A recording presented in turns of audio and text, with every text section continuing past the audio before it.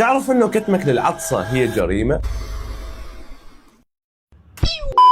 الحقيقة يا عزيزي العطسة هي ردة فعل من الجسم اتجاه الأجسام الغير مرغوب فيها مثل الميكروبات والمهيجات. أحيانا تبلغ سرعة هذه العطسة 160 كيلو متر بالساعة، يعني تقريبا نصف سرعة سيارة BMW M5. لما تجي حضرتك تكتم سرعة هذه العطسة شيء راح يسبب انفجار الأوعية الدموية الموجودة على الوجه، بالتالي يؤدي إلى احمرار العين، وبنفس الوقت راح تمنع خروج الميكروبات. يا عزيزي لا تكتم العطسة ولا تخجل من العطسة، لأنه هذه طبيعة الجسم، طلعها. حاليا اكتب لي انت تكتم العطسة ولا لا، وبس. شكرا.